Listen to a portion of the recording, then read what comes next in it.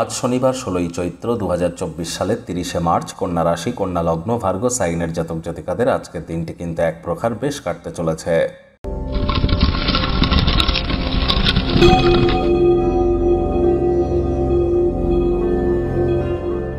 ভিডিওটির শুরুতেই আপনাদেরকে বলবো, আজ শনিবার শনিদেবের প্রণাম মন্ত্র ওম নীলাঞ্জনচয় প্রক্ষং রবি সুতং মহাগ্রহম ছায়া গর্ভ সম্ভূতং তং নমামি শানেশ্বরম। এটি ২১ বার অন্তত জপ করুন সন্ধ্যাবেলা, পারলে ১০৮ বার জপ করুন। ২০২৪ সাল শনিদেবের নিজস্ব বছর। শনিদেবকে সন্তুষ্ট রাখতে পারলেই কিন্তু এ বছরটি আপনাদেরই হতে পারে।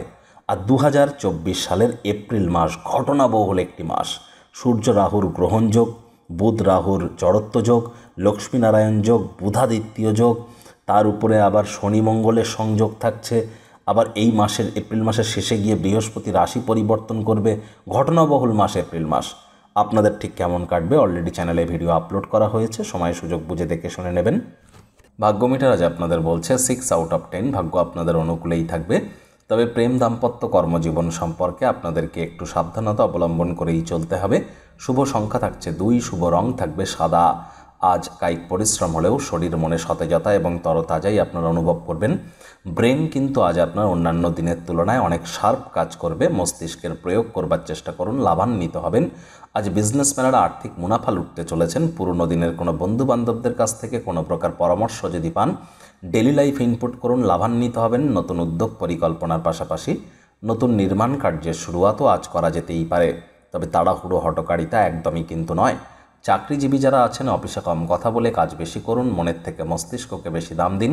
কোনো প্রকার অফিস পলিটিক্স বা গসিপিংয়ের অংশ যেন হবেন না, বসের কিন্তু নজরে পড়ে যেতে পারেন। রাজনীতিবিদ যারা আছেন, জনসংযোগ বৃদ্ধি করুন, কঠোর কায়িক পরিশ্রমের কোনো বিকল্পই নেই। শিক্ষার্থী বিদ্যার্থীদের পড়াশোনায় মনোযোগ আরও বৃদ্ধি করতে হবে। উচ্চশিক্ষার জন্য যারা বিদেশ যাত্রার কথা ভাবছিলেন, ভাগ্যদেবী আজ আপনাদের পক্ষে নেই।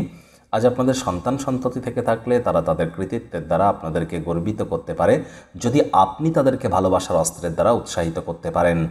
আজ পরিবার পরিজনদের প্রয়োজনীয়তাকে অগ্রাধিকার দিন। তাদের সাথে নিজের সুখ দুঃখকে ভাগ করে নিন। তাদেরকে বোঝান যে আপনি তাদের ভালোবাসেন, কেয়ার করেন, পরোয়া করেন। মুখ দিয়ে বলে বুঝিয়ে কোনো লাভ নেই, সংবেদনশীল কর্মের মাধ্যমে বোঝান। পাড়া প্রতিবেশী, পরিবারের লোকজন আজ দাম্পত্য জীবনে অশান্তির কারণ হতে পারে।